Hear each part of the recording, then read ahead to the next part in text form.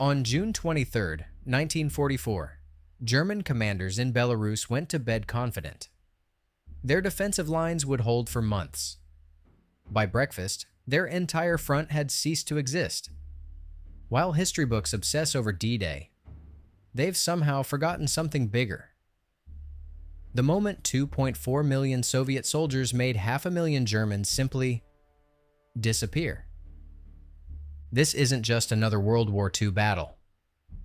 This is the story of how the Red Army pulled off the greatest magic trick in military history.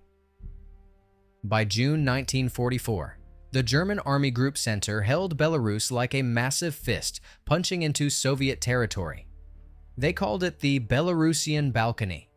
Hitler turned their cities into fortresses: Vitebsk, Orsha, Mogilev, Bobruisk, each one a Festerplätze, a fortress that must never fall. Field Marshal Ernst Busch commanded these forces.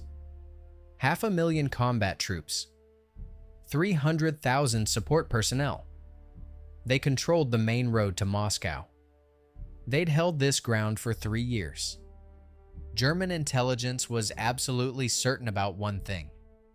The next Soviet attack would come in Ukraine. Their reconnaissance planes photographed massive Soviet buildups there. Thousands of tanks, hundreds of artillery pieces. Radio chatter buzzed with preparation orders. So Hitler sent his reserves south. Every spare division went to Ukraine. In Minsk, German officers attended the opera. They hosted dinner parties. One colonel wrote to his wife, "The Russians are finished. We see them massing in the south, but they're too weak to attack us here." But here's what the Germans didn't know. Right then, 1.7 million Soviet soldiers were hiding in the Belarusian forests. They were less than 30 miles from German lines.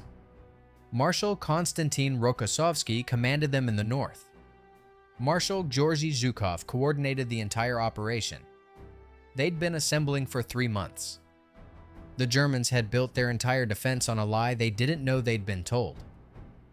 How do you hide 2.4 million soldiers, 5,200 tanks, and 70,000 vehicles from German reconnaissance? The Soviets had spent 3 years perfecting the answer. They called it Maskirovka, the art of military deception. Every night, Soviet tanks moved forward. Before dawn, soldiers swept away every track with pine branches. German reconnaissance flights at sunrise saw only pristine snow.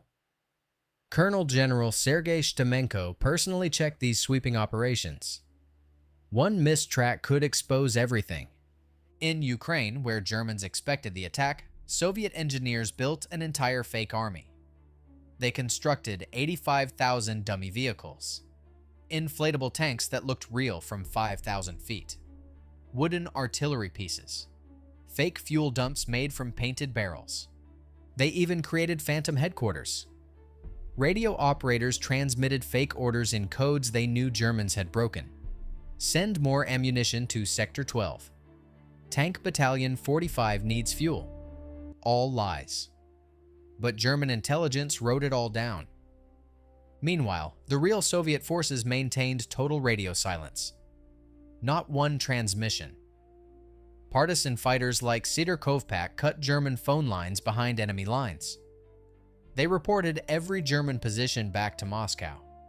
But Germans couldn't call for help when the attack came. Soviet soldiers couldn't even write letters home.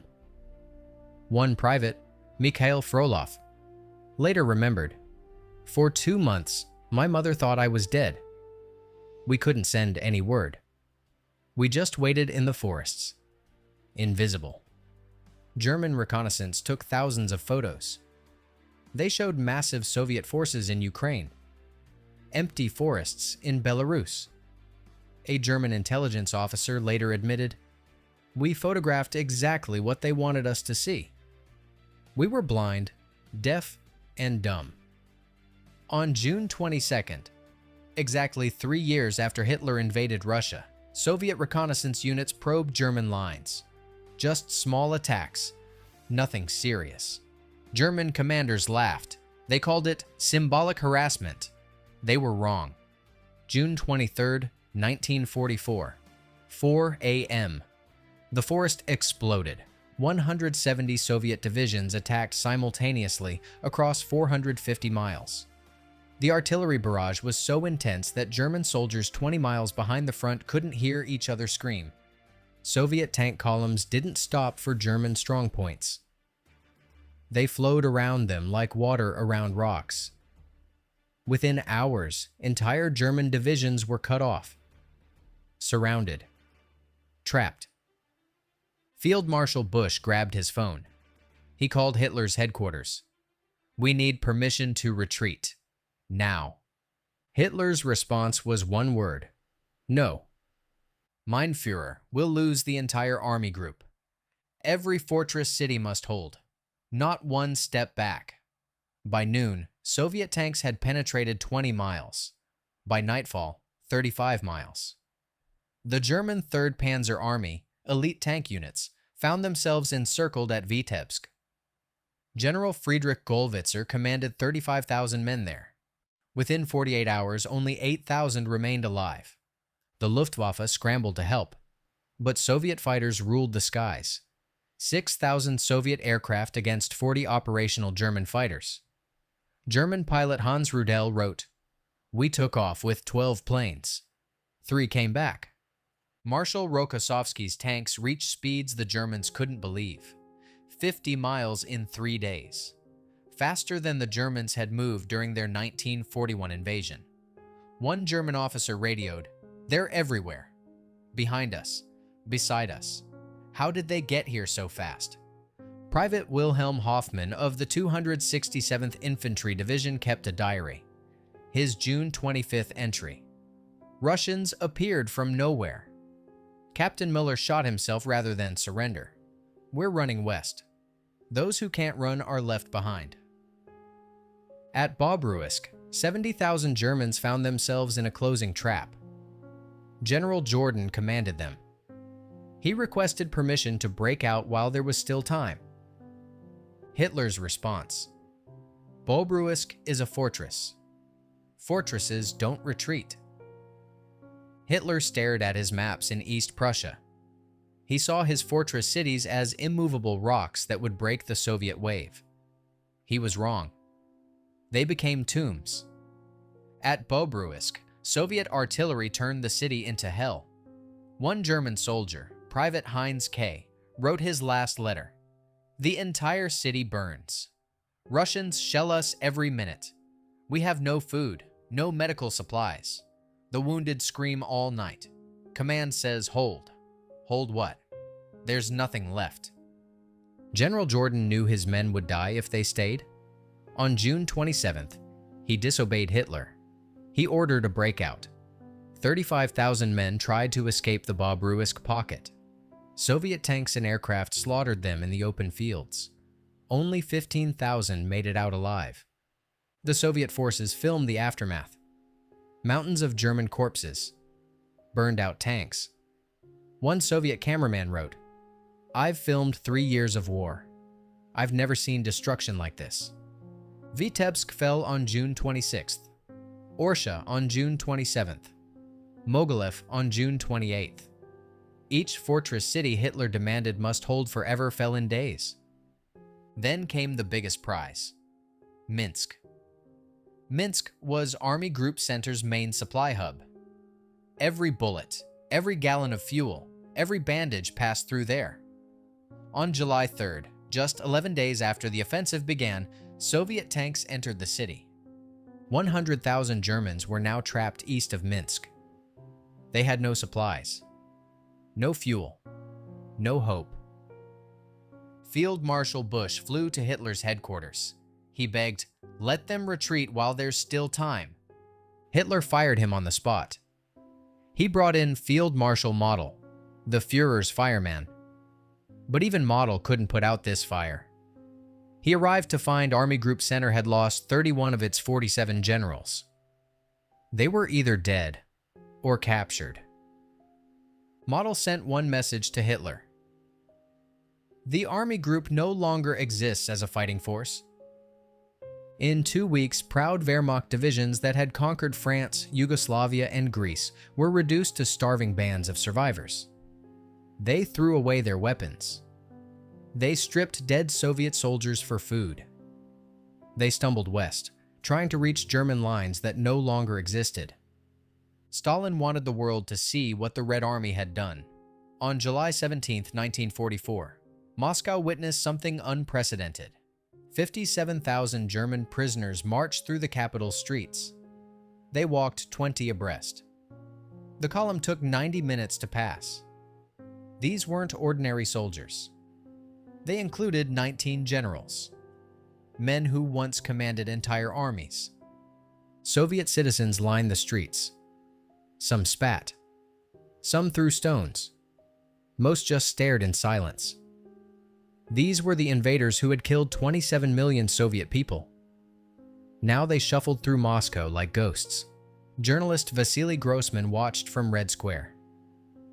They walked with their eyes down. No pride left. No hope. Just endless gray columns of the defeated. After the prisoners passed, street cleaning trucks followed. They sprayed water and disinfectant on the pavement. They were washing away the Nazi stain. The symbolism was clear. The German invasion was being erased. The numbers were staggering. In 5 weeks, Operation Bagration had destroyed Army Group Center completely. 450,000 Germans killed, wounded, or captured. 31 divisions eliminated.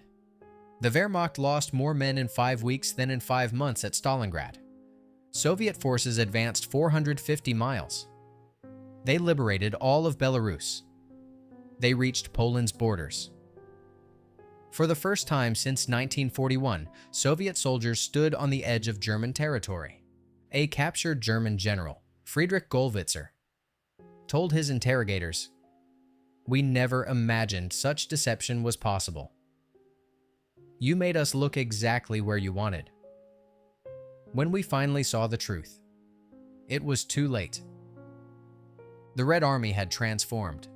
The force that nearly collapsed in 1941 was now unstoppable. They'd turned German tactics against them. Blitzkrieg, encirclement, deep penetration.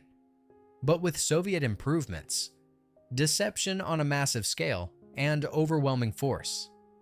Private Mikhail Frolov, who had hidden in the forest for months, finally wrote to his mother, "We did it, Mama.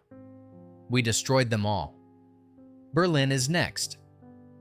Operation Bagration achieved what Stalingrad and Kursk had begun. It broke the Wehrmacht's spine.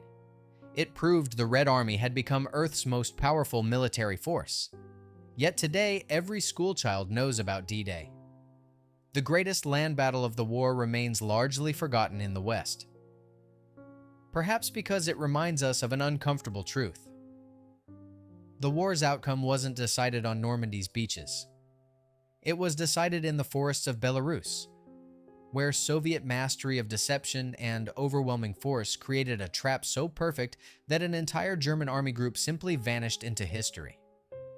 The Germans went to bed confident. They woke up to annihilation. In 23 days, 500,000 men ceased to exist. All because they looked exactly where Stalin wanted them to look. If you enjoyed this story, subscribe for more World War II history. Thanks for watching.